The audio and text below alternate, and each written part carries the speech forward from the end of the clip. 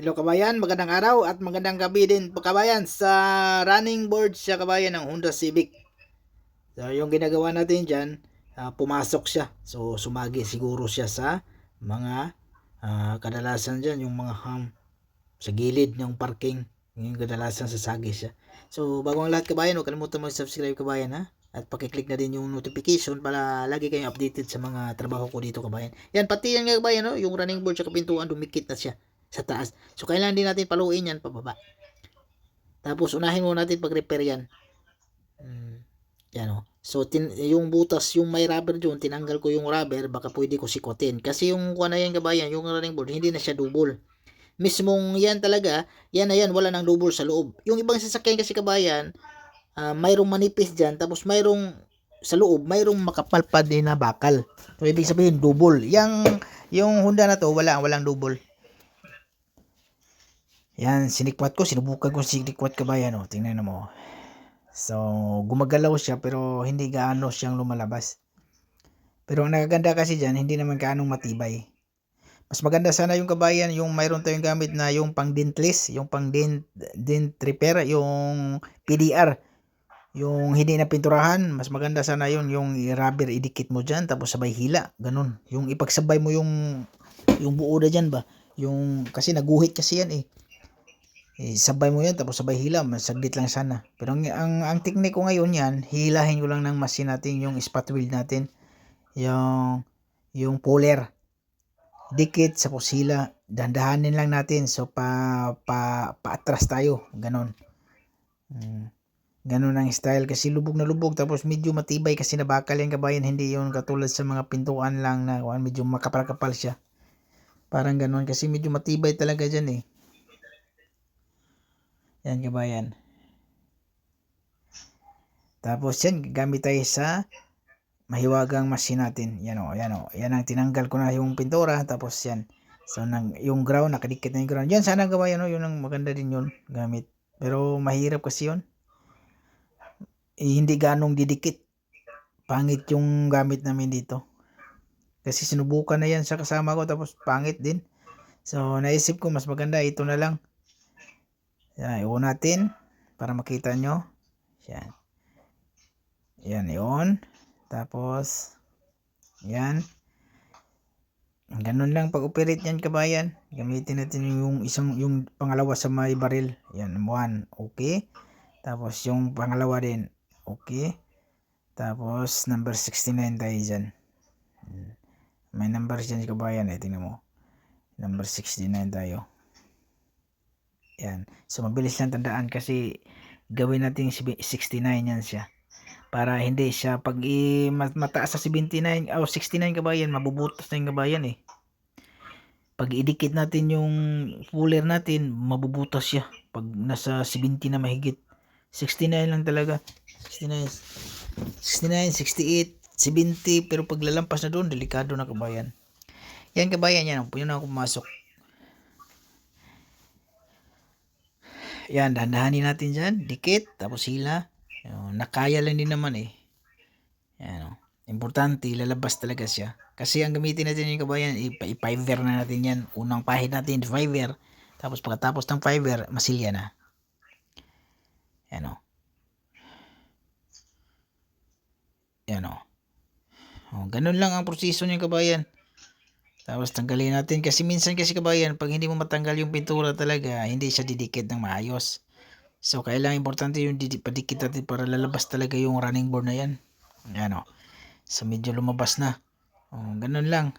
Tingnan mo yung gap sa kuhan kabayan o pintuan saka yung running board, medyo bumaba na din siya. Si kanina dikit na dikit yun eh.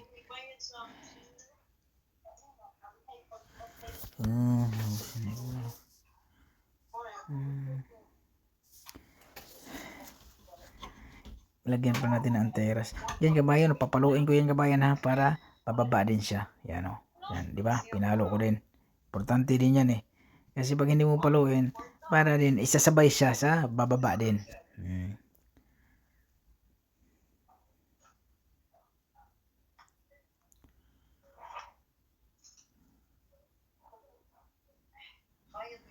Yung trabaho pala niya kabayan, mayroon tayong 6 hours diyan pag trabaho niya kabayan ha.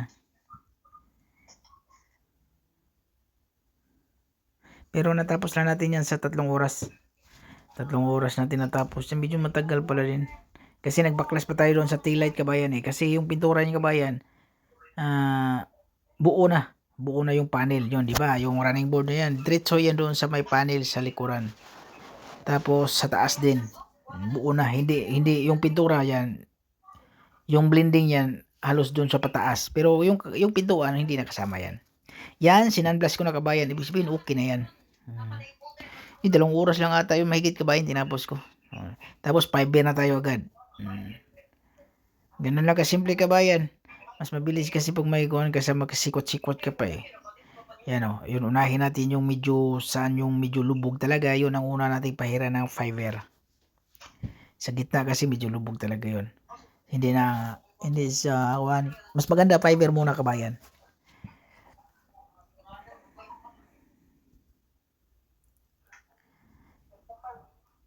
Kasi mas maganda kasi yung kapit sa fiber kabayan.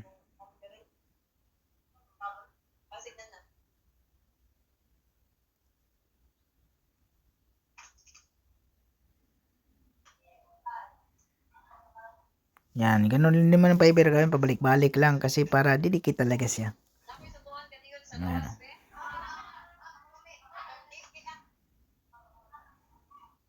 Pero yung itong sasakyan kabayan, hindi lang running board yung ginagawa diyan ng kabayan ha, pati yung harapan.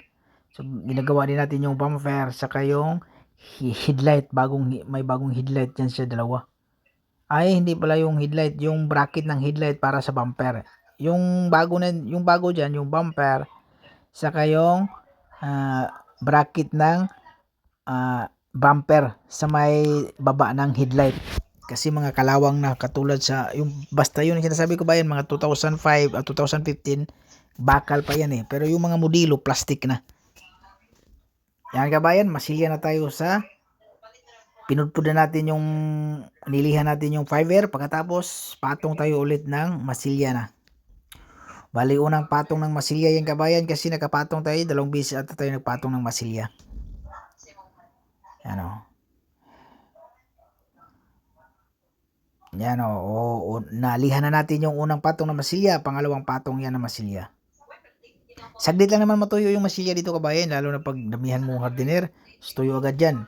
Hindi pa nga matapos yung pag yung katulad yan o, di ba? Nagmasilya ako, hindi pa nga matapos, titigas na yung masilya eh.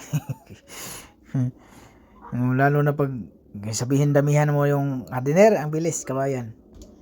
Yan katulad na, yan. So katapos mayroon na naman tayong machine na panglihan ng mahaba kabayan, walang problema, yung machine na lang gamitin natin kaysa magmano-mano tayo dyan, mahirap, matagal, saka nakakapagod. Hindi rin naisip talaga mag-repair, pero naisip ko kabayan dito sa Saudi talagang halos repair eh, pero dito pag mag-repair ako ng konti napapagod na ako eh. Lalo na naisip ko lalo dati yung grabing repair, lalo na yung mga pintuan na bangga tapos i-repair mo, tapos tanggalin mo yung balat, tapos paluin mo yung balat, painitan mo, tapos ikabit mo naman ulit, grabe yung repair. Tapos dito kunting repair lang nakakapagod na kasi kadalasan ka dito kabayan tanggal kabit ka lang, bihira na yung repair. Pero yung yan na yung kabayan, yung running board yan, pagpalitan mo ng bago dyan, matagal na, mas maganda pa i-repair na lang, mas matagal yun pag may bago dyan kasi buuhan na yan eh.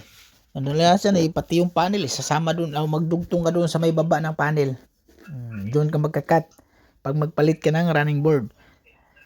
Tapos kailan tanggalin pa natin yung fender sa harapan, so wag na, may repair na lang katulad yung kabayan, okay na, okay nung kasimple oh, di ba? Oh, tapos mayroon tayong ang tawag yung baba na yung kabayan, guard yan siguro kabayan yan. Yan, pero unahin muna pagpintura yung kabayan bago pinturahan. Oh, katulad yung kabayan, tapos na kabayan oh, di ba? Original tingnan, walang problema na oh, parang walang nangyari. Okay, salamat kabayan.